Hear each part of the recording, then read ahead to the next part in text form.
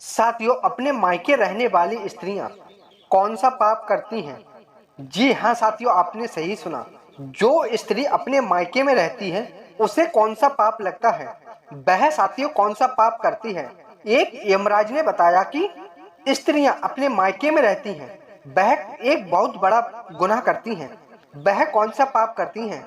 आइए तो चलते हैं इस कहानी की तरफ कि आखिर अपने मायके रहने वाली स्त्रियां कौन सा पाप करती हैं। साथियों, आखिर वह कौन सा पाप करती हैं और उस पाप को किसको भोगना पड़ता है, पति को या अपने पिता को? जी हाँ साथियों, उसका फल किसे मिलता है? साथियों, इस विषय में एक प्राचीन काल की कथा का वर्णन पुराणों में किया गया है। आज साथियों हम वह महान कथा सुनाने वाले हैं। साथियों, इससे पहले कहानी शुरू करने से पहले मेरा एक निवेदन है कि इस चैनल पे नए हैं वह चैनल को सब्सक्राइब जरूर कर लें और वीडियो को लाइक शेयर जरूर कर दें और एक जय भोलेनाथ का कमेंट जरूर कर दें। आइए साथियों, देर ना करते हुए चलते हैं इस कहानी की तरफ। साथियों, एक समय की बात है, देव ऋषि नारद मुनि यमलोक पर यमराज से मिलने जा रहे थे। तभी रास्ते में उन्हें कई स्त्रियां नरक में अपने पाप के भोगते हुए दिखाई देती हैं, जिसको देख करके देव ऋषि नारद जी को बहुत ही आश्चर्य होता है, बहुत ही क्रोध उत्पन्न होता है, बहुत ही लाचारी आती है, क्योंकि साथियों उन स्त्रियों का अंग अंग जल रहा था और वह भी जोर जोर से चिल्ला रही थी कि हाय, हमने अपने मायके में रह करके एक घोर पाप किया है और हमें इस पाप से मुक्ति कैसे मिलेगी, और शायद हम अपने मायके नहीं रहते तो आज इन पापों का भोग हमें भोगना नहीं पड़ता। इतना सुनते ही साथियों वह नारद मुनि यमराज जी के पास चले जाते हैं। नारद जी को देख करके यमराज उनका स्वागत करते हुए कहते हैं साथियों कि हे नारद मुनि, आपका यमलोक में आपका स्वागत है। बताइए किस सहायता के लिए यमलोक में आए हैं? अवश्य ही कोई महत्वपूर्ण समाचार लेकर के आए होंगे। तभी साथियों नारद मुनि कहते हैं कि हे यमराज, मैं आज आपके दर्शन ही करने के लिए आ रहा था, किंतु मैंने यमलोक में बहुत ही विचित्र घटना देखी है जिससे मेरे मन में एक शंका हो रही है। कृपया हे यमराज, मेरी इस कृपया का समाधान कीजिए। तभी यमराज कहते हैं, हे देवर्षि नारद मुनि, आपके मन में जो भी शंका हो रही है उसे निश्चिंत होकर के हमसे कहिए। तभी देवर्षि नारद कहते हैं, हे यमराज, मैं आपके दर्शन करने के लिए आ रहा था। मैंने नरक में कष्ट भोग रही कुछ औरतों को देखा है। वह जोर जोर से चिल्ला रही थी कि उन्होंने अपने मायके में रह करके एक घोर पाप किया है। इसीलिए हे यमराज, मैं तुम्हारे पास यही जानने के लिए आया हूँ कि एक स्त्री अपने पिता के घर पर यानी कि अपने मायके रह करके वह कौन सा बड़ा पाप करती है और उस पाप का कष्ट किन्हें भोगना पड़ता है। तभी साथियों यमराज कहते हैं कि हे नारद मुनि, आपने एक उचित ही सवाल पेश किया है। मैं जो प्रश्न बताऊंगा उनके उत्तर में समस्त मानव जाति का कल्याण छिपा हुआ है। मैं आपके इस प्रश्न का उत्तर देते हुए मैं आपको महाराज के कंस के जन्म की कथा सुनाने जा रहा हूँ।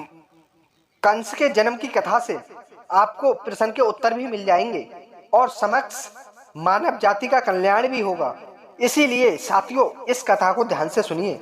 जो भी पुरुष इस कथा को ध्यान से सुनता है वह उनके 32 अपराध माफ करते हैं। तभी ऋषि मुनि कहते हैं, हे यमराज, आप इस कथा को प्रारंभ कीजिए। मैं इस कथा को ध्यान लगन के साथ में सुनने के लिए तैयार हूँ। मैं इस कथा को ध्यान पूर्वक सुनकर के लोगों को बताऊंगा।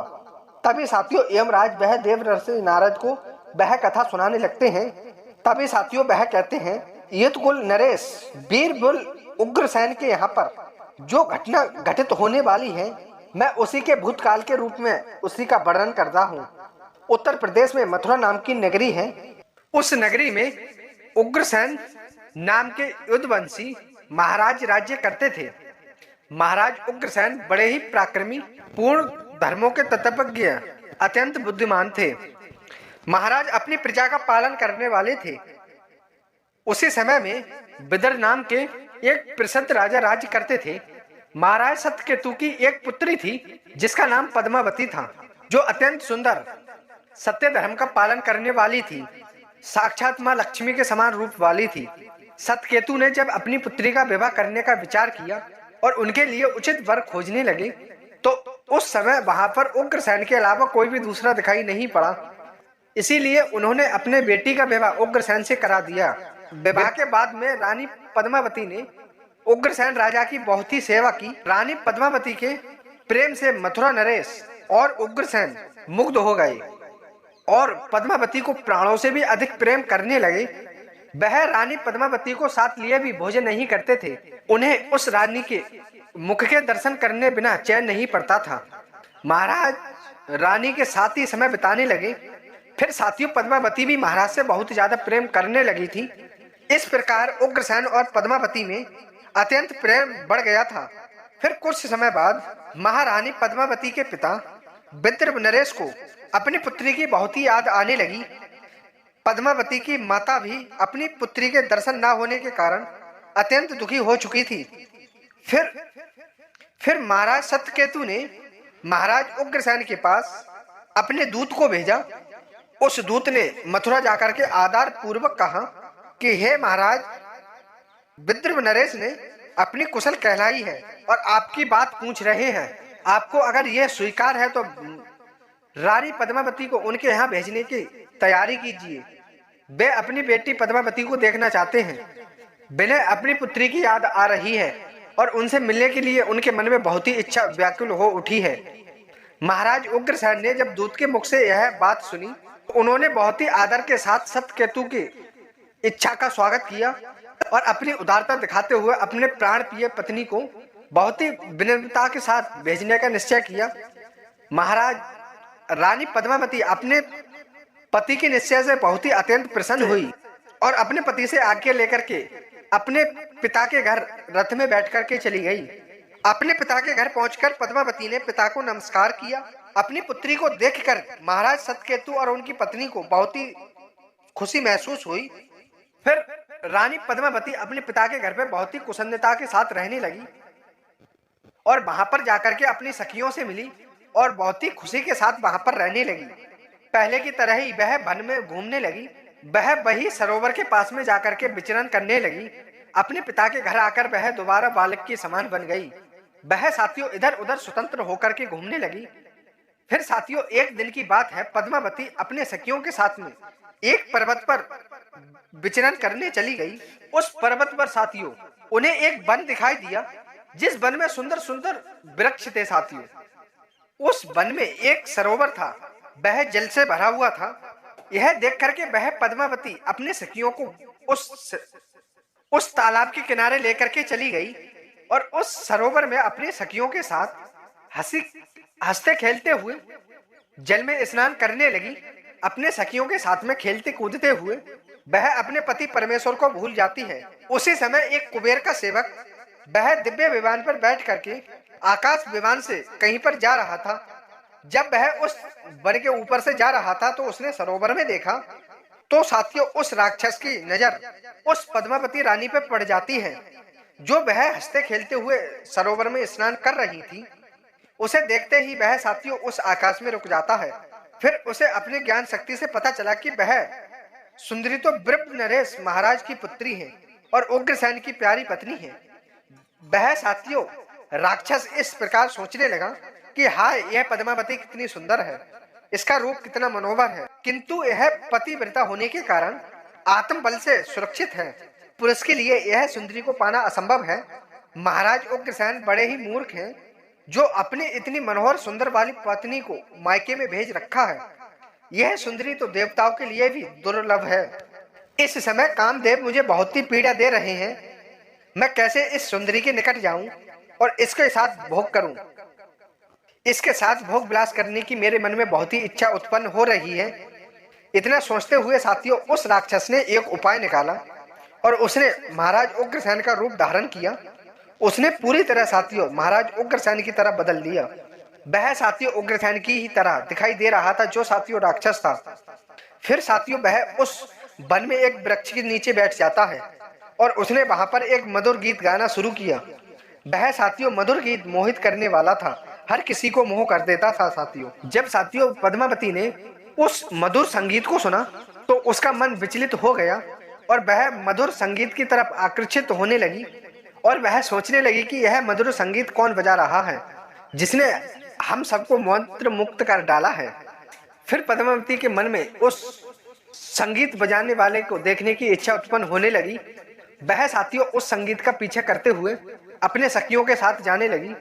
तभी उसने देखा कि एक वृक्ष के ऊपर कोई पुरुष बैठा है जो महाराज उग्रसेन की तरह दिखाई पड़ रहा था। वास्तव में साथियों वह राक्षस ही था जो महाराज उग्रसेन का रूप धारण करके बैठा था। महाराज उग्रसेन को वहां पर बैठा हुआ देख करके रानी पद्मावती बोली कि मेरे प्राण पति अपना राज्य छोड़ करके इतनी दूर कैसे आ गए हैं। फिर रानी इस प्रकार सोचने लगी थी। तभी साथियों उस राक्षस ने तब तक महारानी को पुकार लिया कि हे प्रिय, तुम यहाँ पर मेरे पास आ जाओ, मैं तुम्हारे बिना जी नहीं सकता। तुमसे अलग होकर के मुझे चैन नहीं पड़ रहा था। तुम्हारे दर्शन किए बिना भोजन करना भी असंभव हो गया था। इसी कारण मैं खुद चल करके तुम्हारे पास आ गया हूँ।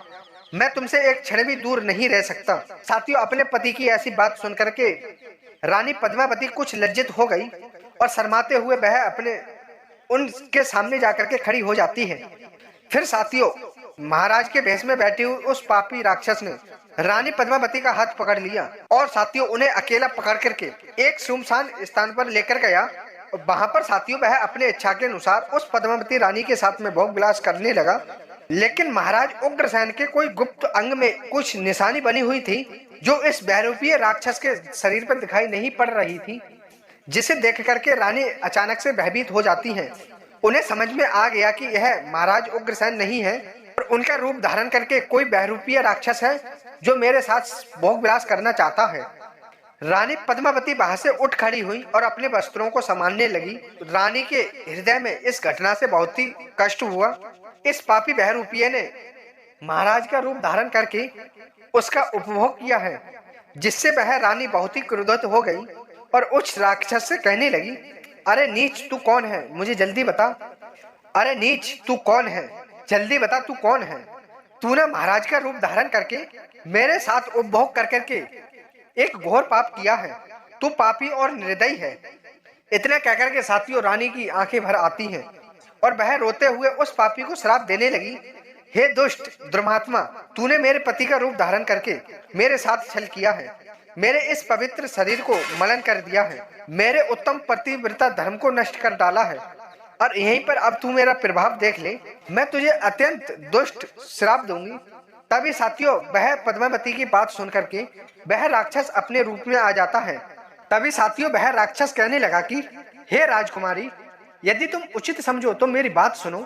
मैं एक धर्म की बात कह रहा हूँ जो साथियों स्त्री प्रतिदिन मन, वाणी और क्रिया द्वारा अपने पति का सेवा करती है, पति के संतुष्ट होने पर ही स्वयं संतुष्ट होती है, पति के गुस्सा होने पर भी उसका त्याग नहीं करती है, उसके दोष का विचार नहीं करती है, अपने पति के हर काम में वह साथ देती है, पति के अलावा वह किसी पुरुष का दूसरे का विचार भी नहीं करती। वह स्त्री पतिव्रता कही गई है।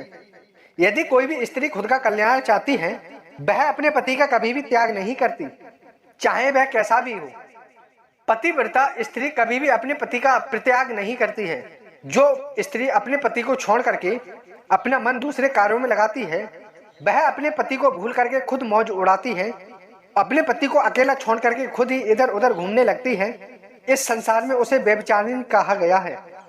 जो स्त्री पति के न होने पर श्रृंगार करती है और सज धज कर इधर उधर घूमती है और दूसरे पुरुषों के सामने नाच गाना करती है उसे कुल्टा कहा जाता है। इसीलिए तुम इस वन में क्यों आई हो? ये सुंदर सुंदर वस्त्र पहन करके, आभूषण पहन करके, पति तो दूर विदेश में रहता है और फिर क्यों तुम इतना सज धज के घूम रही हो? ये किसके लिए किया? कहाँ है तुम्हारे पतिव्रता धर्म? दिखाओ तो मुझे अपना धर्म कहाँ है। तुम अपने पति से 400 कोस दूर हो, कहाँ पर है तुम्हारे मन में देवता पति मानने का भाव? अरे दुष्ट कहीं की, तुझे शर्म भी नहीं आती? खुद के इतने बर्ताव से तुझे घृणा भी नहीं होती? तू क्या मेरे सामने बोलेगी? तू खुद पाप करके यहाँ पर घूम रही है, सुंदर सुंदर वस्त्र पहन करके, सुंदर सुंदर आभूषण पहन करके पढ़ाए पुरुष को काम तुर के लिए मजबूत कर रही है और मुझसे कह रही है कि तू पतिव्रता है। उस राक्षस के साथियों ऐसे वचन सुन करके पद्मावती बोलने लगी, ओ नीच राक्षस, कि तू सुन, मेरे पिता ने मुझे अपने पति के घर से बुलाया है, इसीलिए मैं यहाँ पर आई हूँ और इसमें पाप कहाँ है? मैं काम लोभ तथा मोह के वश में होकर के मैं अपने पति को छोड़ करके नहीं आई हूँ। इस वन में भी सदैव मैं अपने पति का ही चिंतन करती रहती हूँ कि हे पापी, तूने मेरे पति का रूप धारण करके मुझे धोखा दिया है। पतिव्रता स्त्री को, पतिव्रता धर्म नष्ट करने वाले को घोर नरक में डाला जाता है। उसे बाद में सूअर के जन्म में डाल दिया जाता है। क्या तुझे इतना भी नहीं पता? तू नहीं जानता कि मैं अपने पति से बहुत ज्यादा प्रेम करती हूँ। मैंने कभी भी अपने पति का अपमान नहीं किया, सदैव उनकी सेवा की है। मैंने कभी भी अपने पति का उल्लंघन नहीं किया है। फिर तूने क्यों एक पतिव्रता स्त्री को दुस्साहस करने का प्रयास किया है? अरे दुष्ट राक्षस, देवता भी पतिव्रता धर्म से भयभीत रहते हैं। पतिव्रता स्त्री के धर्म से तो सूर्य की किरणें भी फीकी पड़ जाती हैं, वृक्ष फलहीन हो जाते हैं, तालाब सूख जाते हैं। पतिव्रता धर्म स्त्री के बिना यह संसार नष्ट हो जाएगा। तब साथियों राक्षस कहने लगा कि अब मेरी बात सुनो कि अंधे मनुष्य को कुछ भी दिखाई नहीं देता है। इस समय तुम धर्म नेत्रों से नेत्रहीन हो गई थी, इसीलिए तुम अपने पति को पहचान नहीं पाई। जिस समय तुम्हें अपने पिता के घर आने की इच्छा हुई, उस समय तुम अपने मन से पति की भावना छोड़ करके उनके ध्यान से मुक्त हो गई थी। पतिव्रता स्त्री निरंतर ही अपने पति का धर्म करती है। जब तुम्हारे अंदर पति से दूर होने की भावना जाग गई, उसी समय तुम्हारे हृदय की आंखें फूट गईं और तुम मुझे कैसे पहचान पाती? तुम अगर सच्ची पतिव्रता होती तो मुझे देखते ही पहचान लेती कि पतिव्रता स्त्री के मन में केवल उसका पति होता है। वह अपने पति की सुगंध को दूर से ही पहचान लेती है। लेकिन तुम अपने पिता के घर आकर के अपने पति को भूल गई, इसीलिए तुमने मुझे पहचाना नहीं और पति समझ करके तुम मेरे साथ चली आई। उस राक्षस के इस प्रकार के वचन सुनकर रानी पद्मावती के अपने भूल का पता चल गया और उसको अपने हृदय में बहुत ही ज्यादा दुख हुआ और वह बहुत ही ज्यादा पश्चाताप करने लगी। फिर साथियों राक्षस ने कहा कि हे रानी, मैंने तुम्हारा उपभोग किया है, जिसे तीनों लोगों को कष्ट पहुंचाने वाला पुत्र उत्पन्न होगा, यही इस पाप का तुम्हारे दंड है। इतना कहकर के साथियों वह राक्षस वहां से अंतर्ध्यान हो जाता है। साथियों वह राक्षस बहुत ही दुष्ट पापी था। उस राक्षस के जाल में फंस करके एक स्त्री का पवित्र धर्म नष्ट हो गया था। उसके चले जाने के बाद रानी पद्मावती बहुत ही दुखी होकर के रोने लगी। उसके रोने की आवाज सुनकर के उनकी सखियां उनके पास आकर के बोली और पूछने लगी कि राजकुमारी तुम रोती क्यों हो, क्या बात हुई? महाराज उग्रसेन कहाँ पर चले गए? तब साथियों रानी पद्मावती ने रोते हुए अपनी सखियों को वह सारी बात बता देती है कि किस प्रकार उस राक्षस ने महाराज उग्रसेन का रूप धारण करके उनके साथ छल किया है। फिर साथियों सखियां उसके पिता के घर ले गईं। फिर साथियों घर पर जाकर के वह रानी पद्मावती अपने दुख से शोक कांपने लगी और रोने लगी। साथियों फिर साथियों उस पद्मावती की सखियों ने उसकी माता को सारी बात बता दी और यह बात सुनकर के साथियों महाराज सत्यकेतु के सामने यह सारा वृतांत सुना दिया, जिससे साथियों महाराज सत्यकेतु को बहुत ही ज्यादा दुख हुआ। उन्होंने तुरंत ही अपने पुत्री को कुछ दूतों के साथ वापस उसके पति के घर भेज दिया। उधर साथियों उग्रसेन अपनी पत्नी को आया देखकर बहुत ही प्रसन्न हुए। वह साथियों बार बार अपनी पद्मावती से कहने लगे कि हे प्रिय, तुम्हारे बिना मेरा जीवन दुष्कर हो गया था और तुम कुछ दिन ना आती तो मेरे प्राण ही चले जाते। इतना कहकर के वह रानी महाराज के गले से मिलकर के बहुत फूट फूट करके रोने लगी। महाराज उग्रसेन कहने लगे, हे सुंदरी क्या हुआ, क्यों रोने लगी हो? मुझे बताओ तुम्हारे दुख का क्या कारण है? फिर साथियों उस पद्मावती ने उस महाराज को कुछ भी ना बताया और अपने पाप को छुपा दिया और वह प्रेम से महाराज के साथ व्यवहार करने लगी। फिर महारानी का वह भयंकर गर्भ धीरे धीरे बढ़ने लगा और वह तो महारानी ही जानती थी कि उसके गर्भ में किनका बच्चा पल रहा है। यह बात कभी भी उसने महाराज को नहीं बताई। अपने उदय में पल रहे राक्षस के बालक के बारे में सोचकर उस रानी को दिन रात चिंता सताने लगी। वह साथियों गर्भ 10 वर्ष तक बढ़ता गया और उसके बाद महाभयंकर कंस का जन्म हुआ। वही साथियों जब उस रानी के गर्भ से कंस उत्पन्न हुआ तो उसने तीनों लोगों को कष्ट पहुंचाना उत्पन्न किया और अंत में साथियों भगवान श्री कृष्ण के हाथों से उसकी मृत्यु हो जाती है और वह मोक्ष प्राप्त हुआ। तभी यमराज कहते हैं, हे देवर्षि, भविष्य में घटित होने वाली इस घटना को भूतकाल के रूप में सुना दिया है। इस प्रकार पिता के घर में जो कन्या निवास करती है वह बिगड़ जाती है और उस कन्या को विवाह के बाद में अपने पिता के घर नहीं रहना चाहिए। पुत्री जो अपने पिता के घर में रह करके जो पाप करती है उसका फल उसके माता पिता को भोगना पड़ता है। इसीलिए किसी भी पिता को अपनी पुत्री के विवाह के बाद अपने घर में नहीं रखना चाहिए। जिस पुरुष के साथ उसका विवाह किया गया है उसी के घर में स्त्री का पालन पोषण होना चाहिए। वहां पर रह करके वह भक्ति पूर्वक अपने पति की सेवा करती है तो दोनों कुल की कीर्ति बढ़ती है। पिता के घर पर आने से साथियों वह फिर दोबारा अपने पुराने दिन को याद करती है और वह अपने पति को भूल जाती है और वह अपने सखियों के साथ दोबारा घूमने लगती है। ऐसे में उसके द्वारा अनजाने में ही भयंकर पाप हो सकता है। विवाह के बाद उसकी रक्षा उसका पति ही कर सकता है। पति से दूर रहने वाली स्त्री के मन में कभी भी पाप उत्पन्न हो सकता है। वह मोहवश पराये पुरुष के चंगुल में फंस सकती है।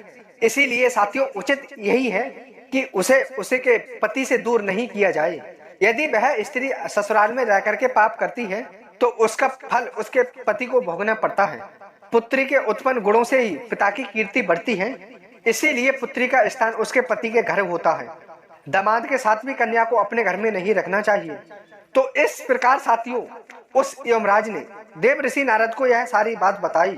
तो साथियों आप ये समझ ही गए होंगे कि पिता के घर रहने वाली स्त्री को कौन सा पाप लगता है और उसकी सजा किसको भुगतने पड़ती है, माँ बाप को या पति को। साथियों तो आप ये सारी बात समझ ही गए होंगे। तो उम्मीद करते हैं आपको वीडियो पसंद आई होगी। वीडियो पसंद आई हो तो साथियों वीडियो को लाइक शेयर जरूर करें और हमारे इस चैनल पे नए हैं वह इस चैनल को सब्सक्राइब जरूर कर लें और साथियों एक जय श्री राम का कमेंट भी करते हैं। धन्यवाद साथियों, मिलते हैं एक प्यारी सी नई ज्ञानवर्धक कहानी के साथ। जय श्री कृष्ण, जय राधे, धन्यवाद साथियों।